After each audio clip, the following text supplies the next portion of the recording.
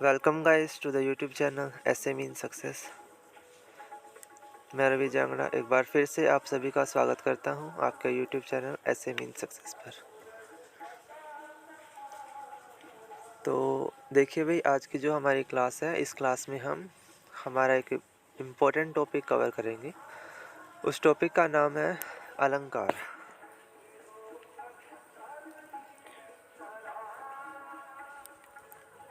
ठीक है, ये आपका बहुत ही इम्पोर्टेंट टॉपिक रहता है जब आपके एग्ज़ाम में आएगा। ठीक है, इसका बेसिक आपको आज मैं करवाने वाला हूँ। ठीक है, बहुत आसान टॉपिक, इजी है, लेकिन आपको इसको कवर करना पड़ेगा। ठीक है, बहुत अच्छे से इसको रिवाइज अगर करते हो तो आपके लाइफ टाइम ये याद रहेगा। ठीक है ना, बहुत आसान सी चीज़ें हैं। एक बार उसको आपने लर्न कर लिया तो फिर कोई भी एग्जाम्पल आएगा तो आप उसको आसानी से कर पाओगे। ठीक है, अलंकार का क्या प्रयोग है, सबसे पहले मैं बता देता हूँ अलंकार की उत्पत्ति कैसे हुई है। अलंकार का काम होता है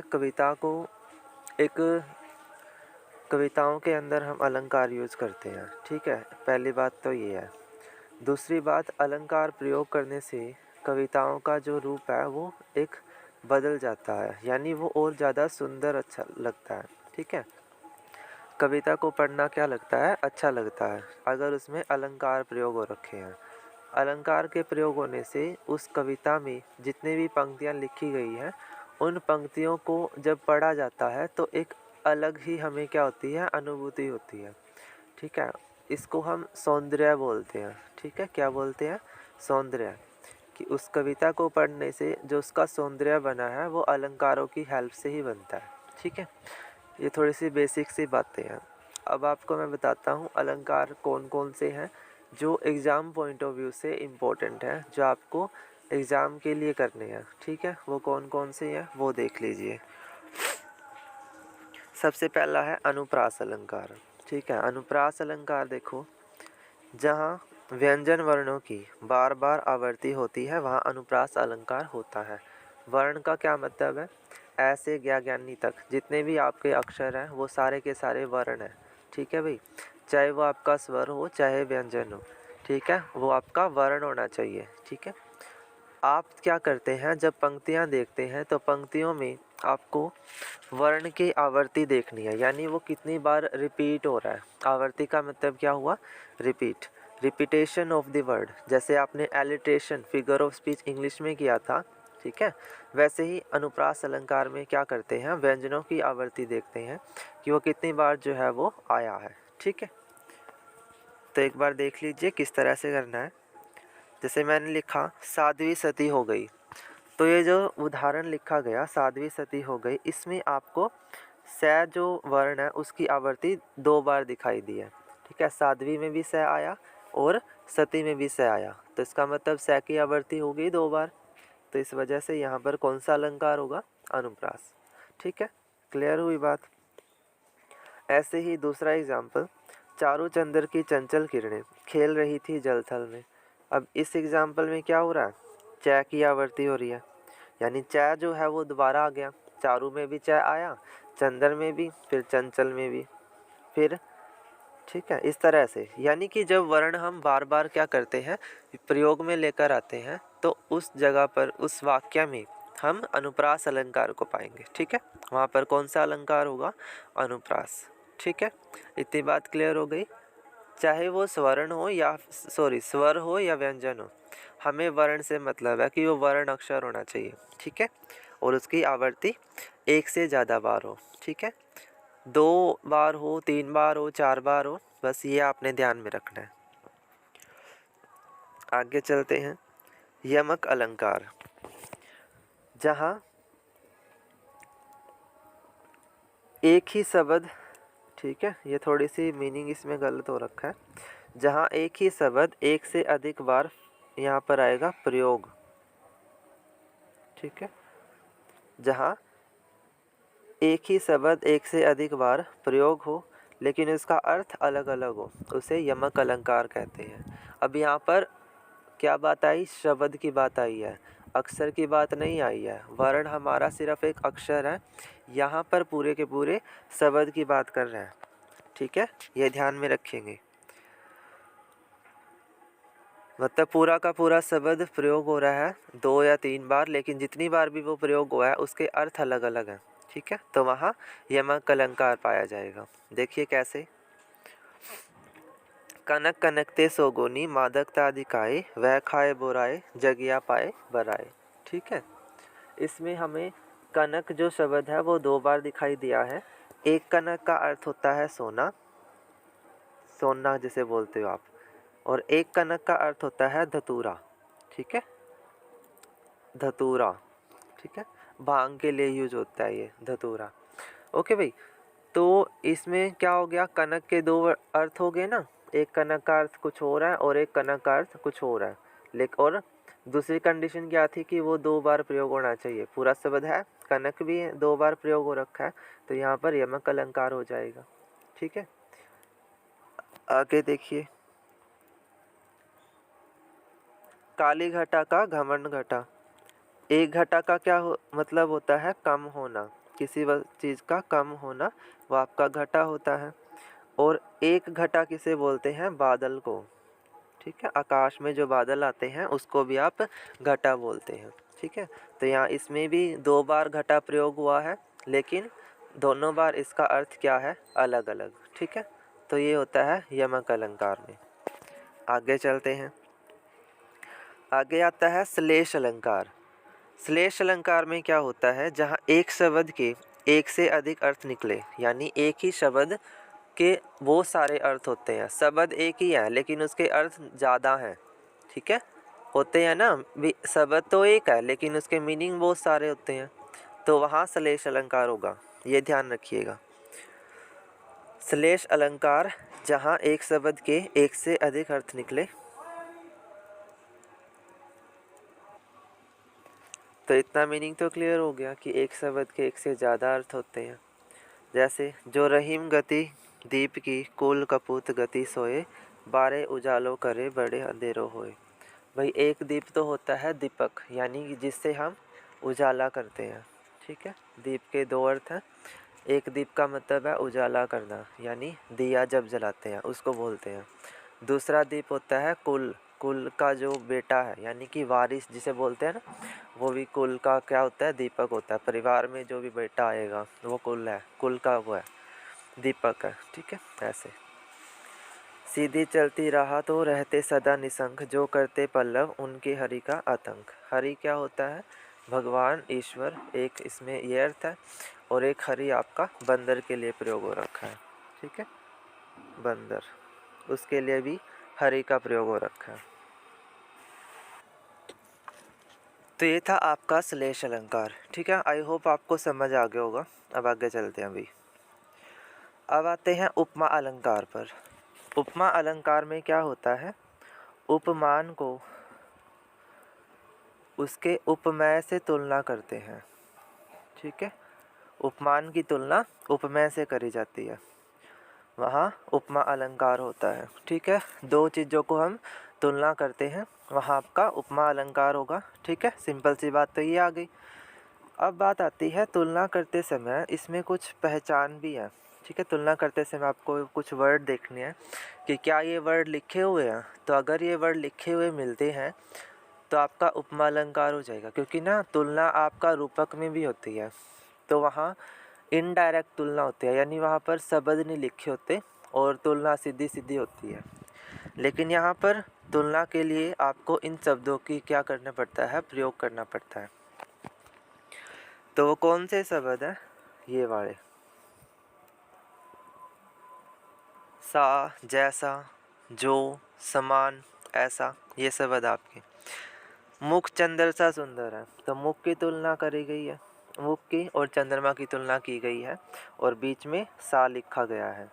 कर कमल सा कोमल है, हाथ की बात कर रहा है कि वो इतने ज़्यादा मुलायम है और कोमल है। ठीक है, तो ये भी तुलना हो गई उपमा अलंकार की। ठीक है, आगे एक बार रूपक भी देख लो।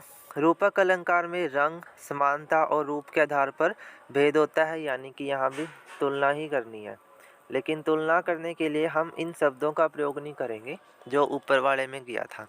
इन दोनों में सिर्फ यही डिफरेंस होता है, करते हम तुलना ही है, लेकिन वहाँ पर हम पहचानते कैसे हैं?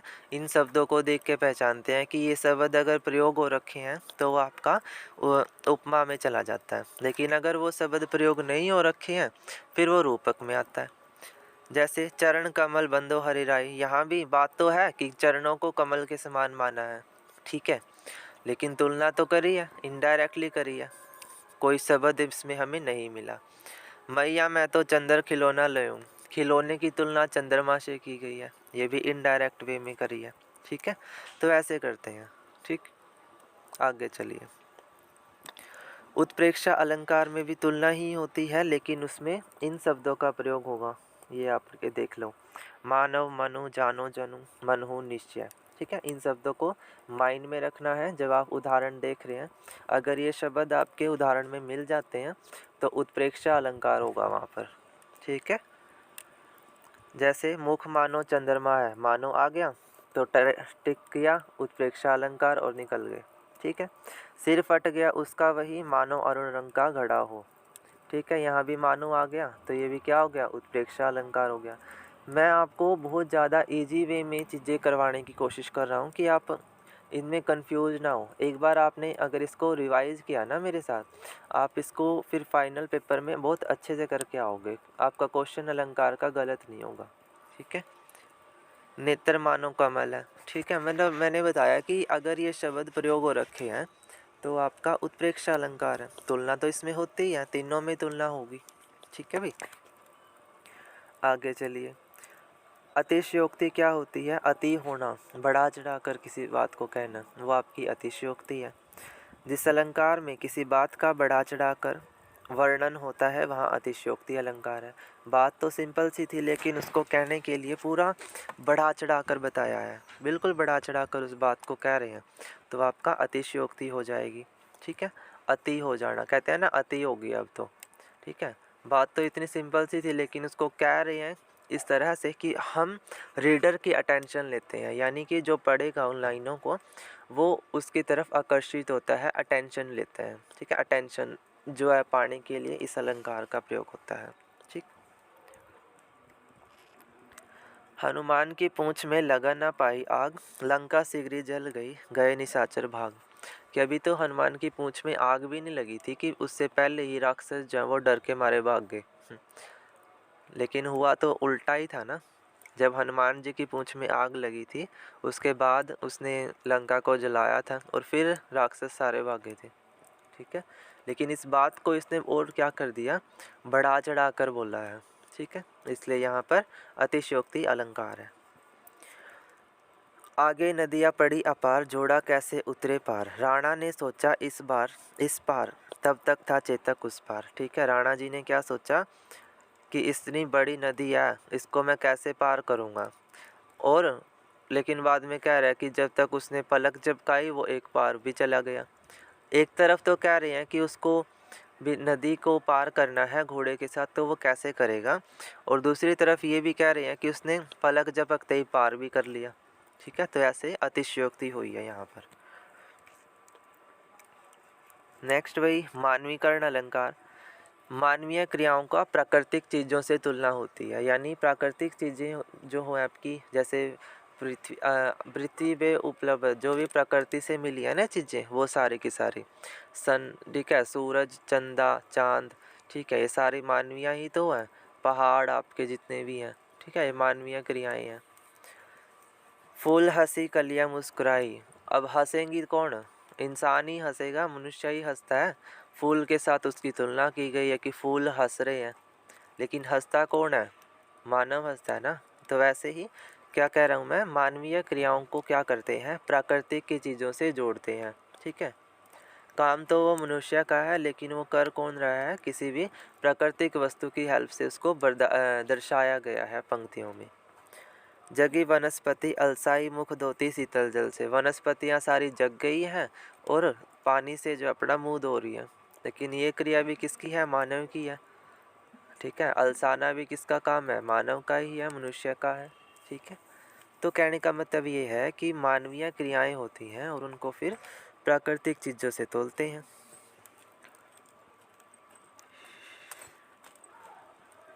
ठीक है भैया, तो समझ तो आ रही है ना चीज़ें कि क्या मैं कहना चाह रहा हूँ। ठीक है,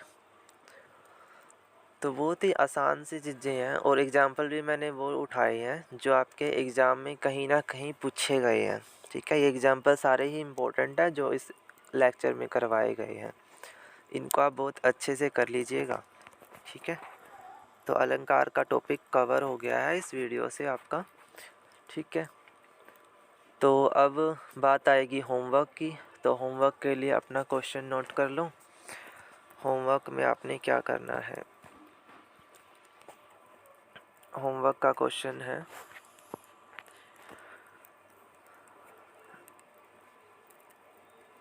होमवर्क के क्वेश्चन में जैसे मैंने लिखा,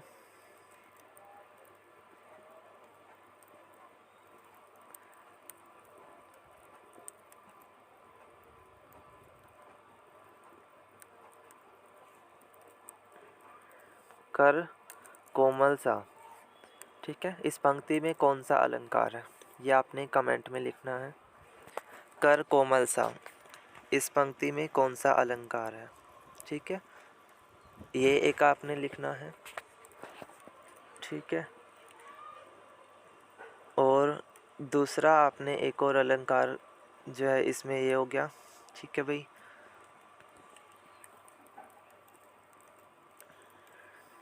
एक आपने ये एग्जाम्पल करना है, रहीमन पानी राखिए।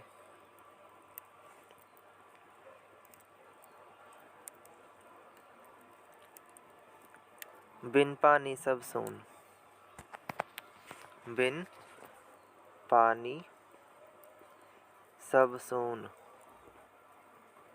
ठीक है, ये आपके दो एग्जाम्पल हैं, इनके आंसर आपने कमेंट में लिखने हैं कि इसमें कौन कौन सा अलंकार है। ठीक है, आज की क्लास आपको कैसी लगी कमेंट में लिख के बताएंगे और वीडियो को लाइक करेंगे। ठीक है, लाइक करना है, शेयर करना है, और जो भी चैनल पर नए आए हैं चैनल को सब्सक्राइब कर दीजिएगा। ठीक है, और भाई जो व्हाट्सएप ग्रुप में ऐड नहीं हो रखे हैं वो व्हाट्सएप ग्रुप में ऐड हो जाएं, क्योंकि पीडीएफ आपको वहीं पे देंगे। ठीक है, इम्पोर्टेंट जो पीडीएफ होती है। ठीक है, तो आज की क्लास यहीं तक। Thank you so much for watching the video.